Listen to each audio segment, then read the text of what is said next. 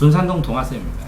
카톨릭 모의고사인데 카톨릭 때 문제점을 요약하고 이를 해결해야 하는 노력을 나의 논지에서 근거하여 설명하시오. 이렇게 되면 문제점을 요약하는 게 150자니까 한 100자 정도 요약해요. 이를 해결하기 위한 노력을 근거를 쓰는데 이게 근거, 논지의 근거를 찾아서 설명하는 게 100자예요.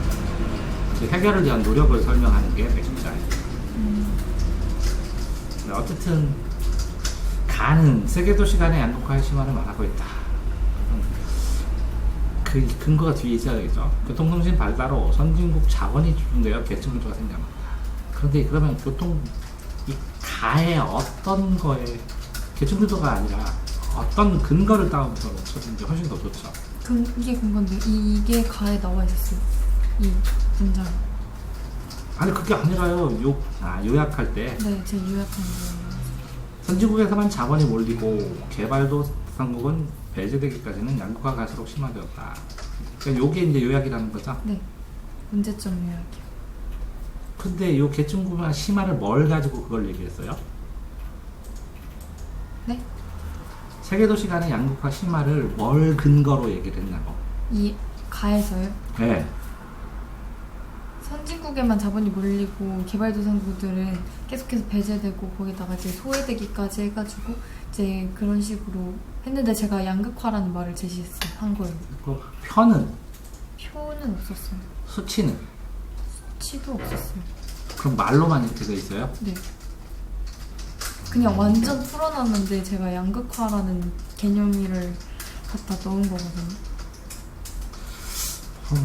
어쨌든 그러면 이를 해결하기 위해 실시한 나의 공정무역은 개발도상 노동자나 농민들의 권리 보장과 공정한 이윤 분배를 가능하게 했다. 그러나 공정무역은 개발도상국 실질적 경제 성장을 이어지지 못한다. 왜? 수혜자는 공정무역 업체이거나 공정무역 상품을 한정된 기호식품이며 선진국 수혜에는 의존하기 때문이다. 따라서 그것은 그 나라만의 특색 있는 지역 상품을 전 세계 잘 사용할수록 대중적으로 판매한다. 또 관광 상품 개발에 그 나라에 불안하고 북한 인도를 실질적인 경제 성장을 기대할 수 있다. 거의 이것만 봐서는 그냥 무난하네. 해결 방안 써 있고, 그죠? 문제점 해결하기 위한 공정무역에 대한 해결 방안 썼는데 그러나 반으로 했으니까 이게 정이고 반이고 이거는 또 재반박에서 합의됐으니까 이거 자체는 그냥 무난한데 그래요? 무난한데 이 다운표를 안 써도 돼요. 네.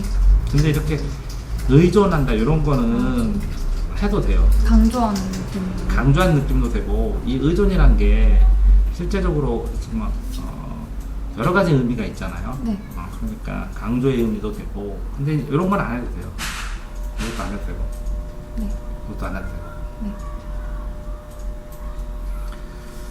근데 이제 이 쓰는 것 자체 내에서 한돈에서 네. 이 글 자체 내에서 봅시다. 세계도시 간의 양극화의 심화를 말하고 있다. 뭘 보고 이걸 세계도시 간의 양극화를 말하는지를 써줘야 돼. 뭐를 보면. 그 한 문장이에요? 첫 문장이 그냥 제시를 해줘야 된다고요? 뭐를 보면 세계도시 간의 양극화 심화가 됨을 판단할 수 있다. 이렇게 어떤 걸 보고. 네. 근데 그게 없으니까. 근데 이거를 그러니까 앞에 제시하고 뒤에 설명해야 되는데 뭔가 수치나 표나 그런 것도 없고 그냥 말로 양극화를 설명해놨거든요, 가에서. 그래서 이거를 좀 딱 하기가 애매했어요. 교통통신 발달로 선진국의 자본이 집중되어 계층 구조가 생겨났다. 주어 서술로 했을 때 자본이 집중되다. 계층 구조가 생겨났다. 난 자본이 몰리고 개발도상국은 경제성장에서 배제되기까지 하는 양극화가 심화되고 있다. 뭐 나쁘진 않아요. 요거를 설명하고 이렇게 됐는데 문제는 어떤 부분을 보고 그러니까 이런 게 써있기 때문에 이렇게 얘기를 했잖아요. 네. 그쵸? 이건 세계도시 간의 양극화가 심화되고 있다. 도시 간에. 네. 이를 해결하기 위해 공정무역은 개발도상국 노동자나 농민들의 권리나 를 가능하게 한다.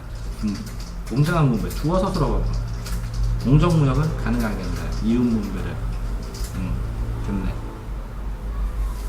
이해되세요? 네. 이렇게 확인하는 거예요. 이거는 그냥 무난한데 이를 해결하는 노력을 나의 논지는 거죠. 나의 공정무역이요. 공정무역. 근데 그거는 부족하다. 해결하기의 능력. 그래서 이제 이 정도? 이거는 괜찮아요. 이게 네. 제가 생각해낸. 네. 근데 이제 아쉬운 거를 굳이 찾자면 공정무역을 써놨잖아요. 네. 이게 도움이 될 것이다라고. 근데 네. 실질적인 도움은 이게 더 도움이 될 것이라고 써있잖아요. 네. 이 공정무역의 의의요. 예, 권리부장과 공정한 이윤분배. 근데 쌤 이게 좀 350잘 넘어요. 지금. 이걸 줄여야 된다고? 네. 이거는 양극화를 심화를 말한다. 양극화로 갈수록 심화되고 있다. 이렇게 똑같잖아요. 배제된다. 이렇게 쓰면 됩니다. 아. 이걸 썼으니까. 여 위에 썼으니까. 짧으니까 이걸 안 써도 된다는 거지. 그 부분을. 그 다음에 교통통신수의 발달로 이것도 안 써도 너무 당연한 기술의 거니까. 발달로. 너무나 당연하니까. 선진국의 자본에 집중되고 이렇게. 이유로 썼는데 너무 당연한 이유이기 때문에 이걸 안 써도 된다는 얘기지, 내 얘기는. 네. 요것도. 풀죠. 네. 그 다음에 이를 해결하기 위한 이것도 안 써도 된다. 나의 공정무역은 이렇게 바로 써도 돼요. 네. 왜냐하면 이렇게 개발도상국의 실질적 경제성으로 이해하지 못하기 때문이다. 이렇게. 이윤부대를 가능하게 하기 때문이다. 네. 그러나 실질적인 경제성을 이해하지 못한다. 이거를. 그러나 실질적인 이렇게 써. 왜 주어가 똑같으니까. 그렇네. 문장 구조상. 계속 이어지니까요. 네. 그러니까 이거를 다시 한번 줄여서 쓰는 거는 이제 본인 연습이죠. 네. 근데 이제 잘 썼는데 문제는 여기 대안도 쓰고 이것도 쓰고 요약도 하고 썼는데 공정무역의 의미를 한번 더 여기서 짚어볼 필요가 있는데 권리보장과 공정한 이윤 부장을 하게 하기 위해서 이걸 누가 해요? 그게 이제 선진국에서. 그렇죠. 그럼 배려의 측면이잖아. 같이 살아가는. 그렇게 볼 수 있겠네요. 근데 이제 얘네가 실질적으로 그거를 통해서 경제 성장으로 나아가지는 못하는 거라는 그쵸. 거죠. 그러니까 이거는 선진국 측면에서 권리 보장을 해주고 하는 거고 네. 개발도상국 측면에서는 이걸 해야 된다는 거죠. 그렇죠. 그러니까 이게 두 개가 다 돼야 된다는 거죠. 그러니까 그런 측면으로 두 개를 나눴고 그러면 공정무역 자체에 대한 요거는 이게 남이 해주는 거잖아. 네. 내가 해준다는 측면으로 이걸 써줬으면 관점이 두 개가 나누면 좀 더 독특하지 않을까라는 생각을 합니다. 그럼 선진국 측면에서 뭔가 개발도상국 측면에서 이런 식으로 아예 두 개를 나누어서요? 그러면 훨씬 더 네.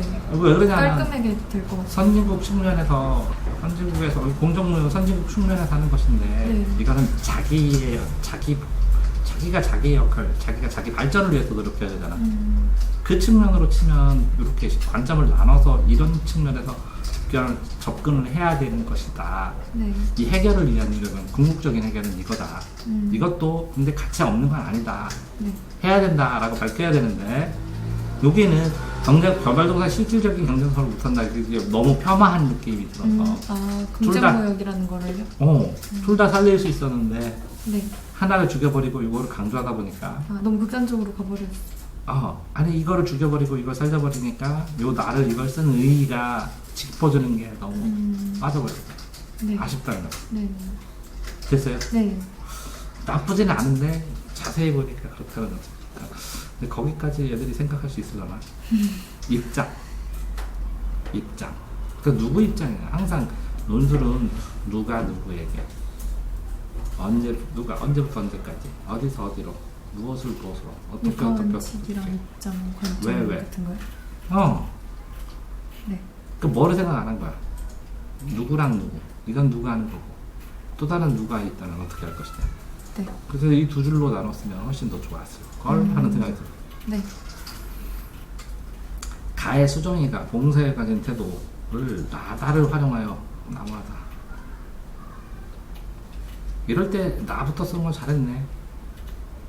다도 잘했네. 나와 다를 비교해서 공통점 차이점으로 한 다음에 나의 장단점, 다의 장단점. 제 시문이 어렵진 않았어요, 얘네가. 아니 그러니까 내가 얘기한 건 나의 장단점, 다의 나- 장단점. 나는 의무론이었고 다는 배려윤리였어요. 의무론이고 이거는 배려윤리고. 네. 그러면 의무하고 배려하게 차이가 뭐야? 의무는 뭔가 강제적이고 형식적이지만 배려는 뭔가 포용적. 자발적으로. 네, 자발적으로. 그럼 그렇게 냈으면 이 두 개를 했을 때 이 가해 수정의 봉사를 자발적인 측면과 강제적인 측면 두 개를. 예를 들어서 A가 봉사를 하는데 니네가 자원봉사를 갔어. 맞아요. 스펙 살라고 한 거요? 아니면 자발적으로 한 거요? 여기 가에서 수정이가 처음에는 교과 활동 때문에 갔는데 이제 나중에는 자기가 뭔가 스스로 나서서 하는 게 되거든요. 자, 그랬을 때 네. 이렇게 완전 자발적으로 하는 건 상관이 없어. 네. 이렇게 완전 뭐라고? 의무적으로. 의무적으로 하는 것도 논의할 게 안 돼. 네. 이게 의무적인지 자발적인지 헷갈릴 때 이 부분에 대해서 논의를 해보는 거 아니야. 네. 그러니까 완전 이거는 뻔하게 봉사 그걸 위해서 간 거니까 논할 필요가 없어. 그럼 요거의 가치에 대해서만 논하는 거야. 근데 요거 버려야 돼. 아니죠. 자, 다시 의무론적이고 이건 배려잖아. 네. 이렇게 강제로 하게 하는 거를 시키지 말아야 돼. 필요하지. 어느 정도 필요한 거 어느 같죠. 정도 하게 해야지. 이거 자율적으로 배려하는 사람은 굉장히 훌륭한 사람이지. 그쵸. 근데 배려인지 의문지 배려인지 모르는 이런 상태에서 얘가 봉사를 하면서 나는 왜 봉사를 하는가 라는 생각을 할 거 아니야. 그럼 네. 쟁점이 되겠지. 그쵸. 자율의 의미도 있지, 강제의 의미도 있지. 부정할 건 아니지. 그럼 어느 정도 둘 다 약간 합쳐진 그런 게 돼야 되는 그런 것들 때문에 이 봉사 가진 태도에 따라서 강제로라고만 느꼈을 때 봉사는 다르다는 거지. 그쵸. 이게 여러분 이거 1번. 자세가 다르잖아요. 자율로 할 때도 자세가 다르지. 그쵸. 그러면 이 강제와 자율이 섞여 있었을 때, 네. 그랬을 때는 어떤 현상이 일어나고 어떤 느낌이 일어나는지에 대해서 포커스로 맞춰서 얘기를 해야 되겠지. 그거까지. 나의 의무론적 윤리에서는 봉사 태도는 비판할 수 있다. 그러니까 이거를 비판만 할 필요는 없다는 거지. 이것도 비판도 되지만 자세가 나쁘면 네. 그 자세가 나쁜데도 불구하고 시켜야 되는 의미를 짚어봐야지. 그리고 의무론 윤리 자체가 이제 무조건 의무에 따라서 봉사를 해야 된다라고 얘기를 하거든요. 다른 어떤 개인적 감정이나 이런 것 때문이 아니라. 이거는 해도 그만 안 해도 그만이고. 이건 두 개로지. 이거는 장점은 본능적으로 해야 된다는 거지. 강제라는 의미도 있지만. 이건 강제라고 본인이 본능이 아니라고 느꼈을 때가 문제가 있는 거지만. 이거는 근원적이지, 봉사가. 그렇죠. 이거는 해도 그만 안 하고 그냥 자율적이니까. 할 때는 괜찮지만 안 할 때는 요거보다는 더 효과가 낮은 거지. 그렇죠. 그러니까 써야 될 게 이런 파트도 있고 지금 나는 요런 파트도 있네. 현실적으로는. 그러니까 나의 의문적 연계는 봉사 뭘 비판해?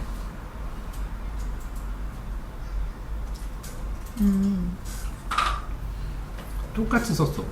나의 의무로적 의미는. 제가 의미를 중시한다. 이렇게 결과보다 행위. 이거 밥 빼도 알아. 선생님들이 교수가. 맞아요. 의무를 중시하기 때문에 어떻다고. 이에 따라 옳지 않다. 이에 따라 수경이가 도시락을 기쁘게 받아서 어른을 위해 봉사하는 건 왜 옳지 않아? 그러니까 무조건 의무 의식에서 나와서 해야 되는데 어르신들을 위해서. 기쁘게 하는 기쁘게 받으신 어르신을 위해서 내가 그냥 무조건 좀 하잖아. 그러니까 자발적이라는 거죠. 그 말이 명확하지 않아. 마땅히 도덕적 의무로서 봉사를 해. 저도 여기까지는 뭔가 안 맞는 것 같아요. 이 위에까지. 마땅히 도덕적 의무로서 봉사를 하는데 더구나 이게 기쁘게 하기 때문에 마땅히 하고 마땅히 기뻐하기 때문에 좋은 현상이죠. 또 여기에다가 처음으로 교육과정의 일환이니까 딱 적용될 수 있다. 그러나 이라는 의무론적 지나친 형식만 강조하고, 그러니까 이걸 정리를 안 해놓고 이론을 정확하게 쓴 다음에 이론에 맞춰서 설명을 적용을 시켜야 되는데 네. 형식만 강조하거나 감정 행복을 도외시한다. 감정이나 행복, 그러니까 이 뉘앙스는 이런 거지. 땅이 기뻐하든 기뻐하지 않던 봉사함에 맞다는 거지. 맞아요. 근데 이 결과로 이렇게 또 결과까지 찾았으니까 더 좋은 거지. 아, 그러니까 교육 과정의 일환으로 이렇게 시킨 이유가 이런 거야. 기쁘게 받으니까 남들이 기뻐하니까 나도 하고 해야 되는구나가 아니라 하니까 좋구나라는 걸 해서 당연히 해야 된다는 걸 더 강화시키는 거지. 그 교육 과정이요? 그러니까 이거 뭐라고? 강제로 시킴을 해서 봉사의 기쁨을 깨닫게 하는 거지. 왜? 의무론적 윤리관에는 이런 의미가 있고 당연히 사람이면 해야 되는데 경험을 안 해보니까 이걸 깨닫지를 못하니까 이걸 깨닫게 하는 거야. 강제적으로라도? 근데 처음과 같았다면 형식적인 봉사. 근데 얘가 뭐라고요? 이걸 깨닫지 못한다면 이건 진짜 강제가 돼버리는 거지. 그쵸. 이 의무론적 이 의무론적인 요 감정을 깨닫지 못하면 그럴 때는 괴로운 거지.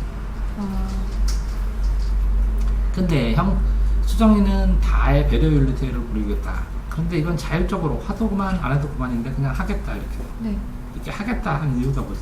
남이 기뻐하니까. 네, 그리고 배려를 남이 기뻐하니까 이게 배려라고 생각하고. 따뜻한 인간관계 형성하고 뭔가 교감, 공감. 이건 좋은 것 같지만 이 교감이 제대로 이렇게 기뻐하지 않고 안 되면 안 하게 된다는 거지. 안 해도 되고 안 해도 되는 게 당연하게 된다는 거지. 그러니까 이런 배려에 하면 이건 강제라는 거지. 이건 아주 나쁜. 반대가요? 나 이건 내가 하고 싶어서 자율적으로 하는 건데 이거 강제로 시키니까 이건 안 좋은 거잖아. 네. 그렇게 보면 개인윤리랑 사회윤리로 나눌 수 있겠는데. 그것까지는 좀 더 나갔지만 어쨌든 이렇게 자율적으로 해서 기쁘면 좋겠지만 아닌 경우에는 강제라는 거지. 얘네는. 근데 얘네는 의무론적으로 볼 때는 이렇게 강제하는 건 나쁜 게 아니라는 거지. 의무론을 깨닫게 하기 위한 거라. 근데 개인윤리랑 사회윤리 자체가 개인적으로 도덕적으로 성장을 해야 된다랑 사회 제도가 나서서 사회 제도적으로 도덕을 해야 된다 이런 식으로. 의무론적으로 하면 이걸 제도로 만들면 좋지. 그러니까요. 그게 사회윤리. 요거는 그러니까 사회윤리로 만들면 좋고 요거는 말하고 개인윤리로 판단해야 되고 그거까지 나가면 좀 더 심한 거지. 이렇게 생각을 못 해보니까 심화를 못했던 것 같아요. 그래서 뭔가 좀 되게 단면적으로 쓴 것 같아요, 이번. 아니 이걸 틀을 나누어서 이걸 짚어주고 이걸 반대로 짚어주면 논점이 요것도 됐지만 요 끝에도 완전히 짚어주잖아. 쓸 게 많아지네요. 요것도 뭐라고? 이 두 개가 다 됐을 때는 이렇게 개인적인 측면에서는 이렇게 자율적으로 기뻐하는 거니까 네. 당연히 하는 건데 거기다가 플러스로 이렇게 사회적인 측면에서 의무론적 측면에서 요거를 활성화할 필요는 있다는 거지. 일정 기간 동안에. 그러면서 배려와 공감으로 도시락을 배달하여 인간관계를 형성했다. 수정이와 함께 교감을 통해 상호적인 배려 윤리를 실현한 것이다. 이렇게 돼 있는데 요거는 그냥 따라서 써버렸는데 명확하게 요 관계를 쓰지를 못했다는 거지. 약간 입장을 나눠서요. 충분히 나눠서 쓸 수 있고 점검할 수 있는데 명확하게 뭘 점검해서 썼는지가 안 나온다는 거야. 어떤 중구난방이네. 중구난방이. 맞아. 관점이나 입장이 딱 정해져 있진 않아요. 그러면 이렇게 쓰는 게 낫지. 의미론적 윤리론에서 나는 이런 장점, 이런 단점이 있고 네. 그 다음에 배려의 관점에서 나는 이런 장점, 이런 단점이 있다. 그런데 나와의 관계는 이렇다. 이렇게 얘기를 하고 수정이의 태도를 분석했을 때 이런 점은 의무론적 관점에 보면 이렇고 이런 점은 배려의 관점에서는 이렇고 요 점을 하면 이렇게 그렇기 때문에 종합해서 판단하면 수정이의 관점을 의무론적 관점으로 봤을 때 종합했을 때는 어떤 느낌이고 배려의 윤리로 봤을 때는 어떤 느낌이다. 이렇게 써주면 인하대 점수네요. 다 그렇게 해도 충분히 구성이 가능하다는 거야. 그러니까 이 태도를 나와 다를 가지고 분석을 했으면 이 두 개의 기준을 준 거고 이 기준으로 볼 수 있는 만큼 충분히 보면 되는데 애라는 행동을 이렇게 볼 때는 이렇게 평가할 수 있고 이렇게 볼 때는 이렇게 평가할 수 있다는 거지. 네. 그러니까 그거를 해보라는 문제였지. 됐어요? 네. 그리고 많기도 해라. 1, 2, 3번이에요. 3번까지. 자, 그러니까 가의 관점에서 나의 밑줄 친 A를 설명하시오. 이건 좀 어려웠어요. 가의 관점이 뭐였는데? 가의 관점은 이제 새로운 거에 대해서 막 우물한 개구리는 다른 우물 밖의 사람들, 우물 밖 개구리가 와서 우물 밖의 세상을 얘기해줘도 듣지 못한다. 아, 그렇게? 네. 그러면 그런 나의 식으로. 미주친 A를 나의 화자는 새로운 경험에 대한 충격을 겪고 있다. 카프카의 새로운 느낌을 느끼게 된 충격이다. 이러한 새로운 대한 충격은 나의 체험을 소화하는 매우 어렵다. 그 A가 그거였어요. 나의 체험으로 소화하는 것. 새로운 것을. 이게 A였어요. 맞죠. 가에 따르면 사람들이 나나 동물을 되게 해본 것만 얽매여 보이 해보지 못한 얘기를 듣지 못한다 때문에 첫 충격을 보고 이야기까지는 얽매이면서 보다가 직접 체험 이해가 필요할 것이다.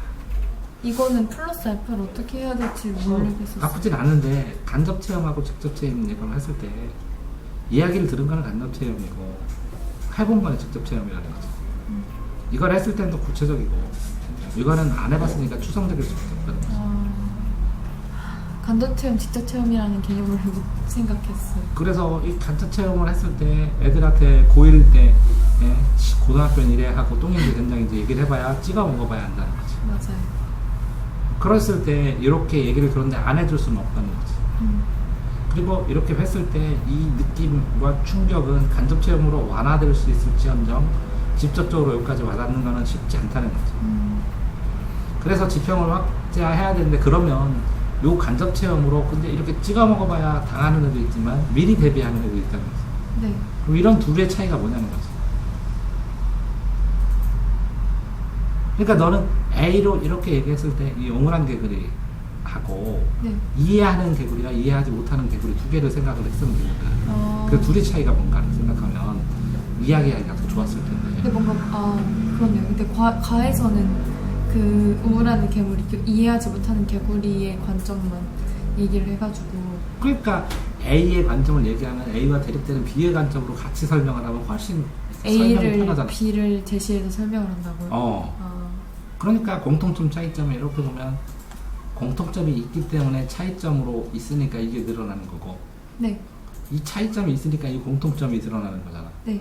그러니까 A라는 관점은 밝다는 것은 어둡다가 있어야 드러나는 거 아니야. 좁다는 넓다가 있어야 드러나는 거 아니야. 네. 그래야 좁다와 넓다의 범주 안에서 이야기를 끌어가는 거 아니야. 네. 그러니까 여기에서 이해 못하는 개구리하고 이해하는 개구리를 두 개를 동시에 세면 왜 이해하고 얘는 왜 덜 이해하고 얘는 더 이해했을까를 써주면 훨씬 더 좋았을 텐데. 그러면 얘가 이해 못하는 개구리가 이 입장도 이해를 충분히 해주지만 이렇게 나아가는 방향성을 갖게 해주면 이 글을 쓰는 답에도 다 좋을 텐데. 대개는 겪어봐야 충격을 한다. 그레고리도 과정을 직접 겪고 나서 카프카 소설을 끔찍한 이야기를 말하지 않는 경우가 포잡고 얻어주기 쉽지 않다. 그러니까 겪어보지도 않고 그러니까 이 겪는 종류가 겪는 종류. 그러면 겪어보지 않은 A라는 애가 있어 고등생활을. 네. 얘가 고등학교를 이해시키려면 어떻게 해야 되냐는 거지. 어떻게 설득하고 어떻게 설명하고. 더 실감나게 이해할 수 있도록 얘 입장에서 얘기해. 실감날 수도 있고 수치화될 수도 있고 생생하게 더 구체적으로. 네. 그리고 그 단계를 나누어서 네. 얘가 충분히 이해할 수 있는 그 밀접한 연관성으로 뭐 이런 것들을 써줬어야 되는 거예요. 네. 근데 정보를 얽매이지 않고 깨닫는 자세가 필요하다 이렇게 무난하게 써버렸지. 근데 뭔가 뭐를 더 제시해야 될지 모르겠어서 써요. 그러니까 결국은 나의 밑줄친 A가 충격을 얻게 되는데 이 충격을 받았다면 이 충격을 완화시키거나 충격을 예방할 수 있는 방법은 뭘까? 충격을 예방하는 거요? 미리 간접 경험을 시켜주는 거지. 그래서 방학 프로그램, 고등 프로그램을 돌리지 내가. 그럼 이 충격을 딛고 다시 극복할 수 있는 방법은 또 뭘까? 더 큰 충격. 딛고 일어나는 거예요. 좌절할 수는 없잖아. 네. 그러면 A의 관점은 다시 돌아가서 뭐야? A요? A는 나의 체험으로 소화. 아니 그 가의 관점. 가의 관점? 여름을 겪어보지 않은 사람은 여름을 아무리 설명해줘도 이해하지 못한다 뭐 이런 말이거든요. 그러면 설명 안 한다는 거야 첫째? 그건 아니죠. 그러면 얘는 어떻게 되는 거야 이 관점에서는?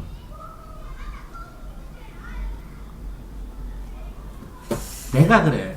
애들한테 고1이 니네는 진짜 똥인지 된장인지 찍어 먹어봐야 나중에 알게 된다고. 네, 그럼 그냥 겪어보는 거밖에 답이 없어요. 그 애관점이야. 근데 그렇게 되는데 내가 그런 관점을 갖고 있지만 애들한테 똥인지 된장인지 찍어 먹어봐 하고 방치해.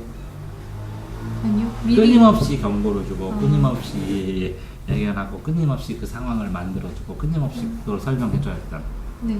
그러면 그 A를 설명한다 그러면 A는 어떻게 됐어? 나의 체험으로 소화를 못해? 할 수도 있죠. 그 간접 체험을 하고 나서도. 그러니까 그거를 얘기를 해줬어야 되는 거지. 나의 체험으로 소화를 못하기 매우 어려운 아이들한테 소화를 시킬 수 있도록 어떻게 해야 되는지. 그러니까 자, 이 관점으로 해서 경험해보지는 몰라. 너는 소화 못해. 이렇게 설명하면 당연하다. 그럼 끝나면 끝이잖아. 그럼 대안이 뭐예요? 논술인데 그렇네요. 어떻게 하고 싶어? 끝나버리네요. 뭘 준비할 거야? 그거를 써줬으면 훨씬 더 좋았을 텐데. 근데 입시에서도 똑같은 상황이 발생하는 거지.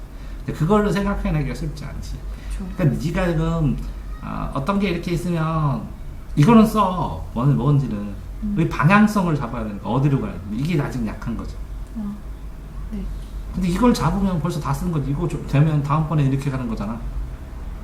네. 그러니까 그걸 잡기가 힘든 거지. 이 글 자체도 그렇다는 거지. 넌 충격만 쓰는데 충격에 대해서 이걸 예방하거나 아니면 딛고 일어나거나 이 충격에 대해서 충격의 강도가 다른 상황이 있다면 왜 그렇게 일어나거나 이렇게 좀 생각을 해봤어야 되는데 충격하고 이해 필요하다 끝이네. 그렇네요. 그러면 이해 필요하다 말고 완화도 쓰고 예방할 수 있는 것도 쓰고 구체적으로 그 다음에 제가 겪어보지 않고 하는 건 뭐 어떤 플러스 알파를 넣는 게 필요할까요? 그러니까 이걸 겪어보지 않았으니까 이걸 간접적으로 겪을 수 있는 방법. 직접적으로 그 시기가 안 되면 모르잖아. 이런 거 책 읽거나 신문. 그래, 요 2개 꼴랑 쓴 거야. 그럼 또 뭐가 있어요?